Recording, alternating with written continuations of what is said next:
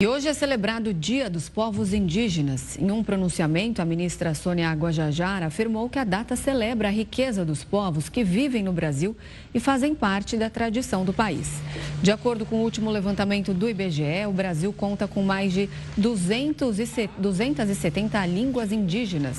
Além disso, são mais de 817 mil indígenas, com mais de 300 etnias diferentes. Apesar da data, ainda há obstáculos no Brasil, como a questão da educação e valorização de professores indígenas. Com o objetivo de reafirmar a identidade étnica, uma lei de 1996 estabeleceu que a educação escolar indígena precisa ser bilíngue e intercultural. Agora a gente recebe o líder indígena, escritor e membro da Academia Brasileira de Letras, Ailton Krenak. É um prazer tê-lo aqui, Ailton, obrigado pela participação. Eu queria começar justamente com isso que a Renata falou, sobre a questão escolar indígena. Hoje é um dia importante para celebrar, mas a gente tem o que comemorar olhando para a educação dos povos indígenas? Boa noite, Gustavo. Boa noite, Renata. Que bom falar nesse dia com vocês, que é o Dia dos Povos Indígenas no nosso país, fazendo uma correção histórica, que nessa data se comemorava o Dia do Índio. Então, o Brasil está se atualizando com relação à Convenção Internacional dos Direitos dos Povos Indígenas, que cria essa nova maneira de se referir a esses povos, que são plurais, são muito diversos e são no singular, né? São povos indígenas. O que temos a comemorar é que nós temos conquistado, passo a passo, alguns lugares de onde nós nunca acessamos. E isso deve ser comemorado pela sociedade brasileira como uma conquista social importante, não só para os povos indígenas, mas para a nossa sociedade plural, né? Nós somos povos de vários lugares do mundo. Ailton, o Brasil tem 1.700.000 indígenas, pessoas que muitas vezes são esquecidas, têm seus direitos desrespeitados, suas terras arrancadas. Qual a importância do dia de hoje para esses povos que ainda têm tantas causas para lutar? O estabelecimento dessa data, que já é bastante antiga, ela só mudou o sentido singular dela, de Dia do Índio, para Dia dos Povos Indígenas no plural. Ele sempre foi pensado como uma maneira de ressaltar, Renata, essa dificuldade que os estados nacionais têm de lidar com essas populações, porque são povos de tradições diversas e de uma antiguidade nas suas formas de organização social que não tem muito vínculo com a coisa da nossa sociedade colonial, né? Essa sociedade moderna. Tem muitas práticas e muitos experimentos que os povos indígenas ainda não compartilham com a sociedade nacional. É recente as conquistas dos povos indígenas aos equipamentos de educação, de comunicação, e mesmo o acesso à universidade ainda é a primeira geração de indígenas que acessam a um número significativo. Hoje nós temos mais de 50 mil indígenas fazendo ensino superior, alguns doutores, alguns além de doutores, já fazendo seus mestrado, doutorado, pós-doutorado. É uma novidade desse século XXI e talvez dos últimos 10 anos. Krenak, eu queria tocar num ponto também sobre a participação dos povos indígenas justamente na política. Você citou a educação, hoje a gente tem uma ministra, a ministra Sônia Guajajara, mas qual é a importância, qual é o olhar que a gente tem que ter para uma participação mais atuante dos povos indígenas, até pela luta dos direitos? O executivo, assim como o legislativo e outras áreas de governança, tem promovido, de certa maneira, uma entrada de pessoas indígenas de diferentes áreas de conhecimento para ações como essa, de estar num cargo de ministro, de estar à frente da FUNAI, a presidente da FUNAI, Joênia Wapichana, a ministra dos Povos Indígenas, Sônia Guajajara, e muitos outros indígenas com diferentes formações estão também em gabinetes, dirigindo alguns projetos de relevância nacional em políticas públicas.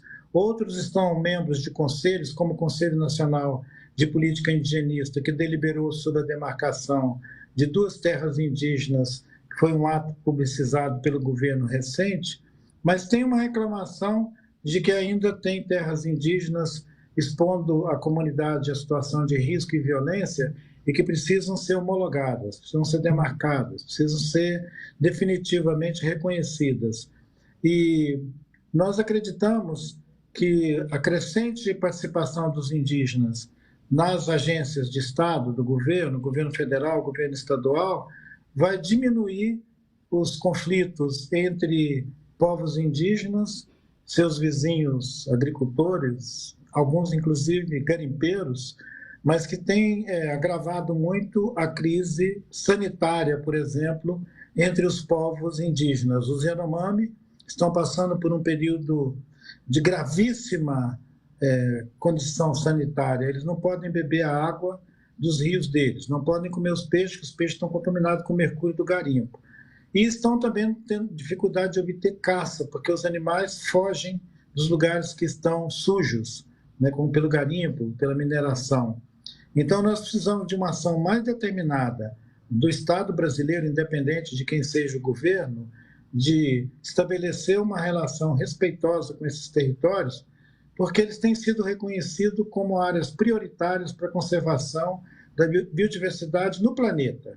Quer dizer, o modo de habitar as terras indígenas que os povos originários perseveram nele, ele aumenta a qualidade do serviço ambiental, ele acrescenta, ele estende a duração da diversidade biológica nesses territórios, e alguns representam uma espécie de hot spot, né? Que ele é o lugar de maior biodiversidade concentrada numa mesma região, como, por exemplo, a Amazônia, o Alto Rio Negro, o território Yanomami, Rondônia, território do povo Suruí, do povo Sintalaga, do Zoró, o Xingu, que durante muito tempo as pessoas achavam que o único lugar que ainda era responsabilidade do Estado preservar o território e manter o povo livre de ataques, achavam que era só o Xingu. Mas hoje até o Xingu já está pedindo socorro, porque ele está sendo estrangulado pelo agronegócio. A floresta do Xingu virou uma pequena ilha no mar de soja. Krenak, a gente estava falando da participação na política, agora a gente não pode deixar de falar que no ano passado você foi o primeiro indígena eleito a ocupar uma cadeira na Academia Brasileira de Letras. Eu queria te perguntar qual o simbolismo dessa eleição, levando em conta o grande preconceito que os povos indígenas enfrentam no Brasil.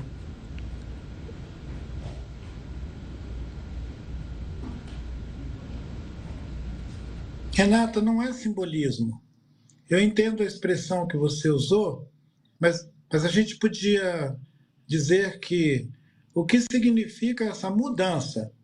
Uma mudança na relação histórica de alguns espaços, como a Academia Brasileira de Letras, que só admitiu uma mulher quando Raquel de Queiroz entrou lá em 97.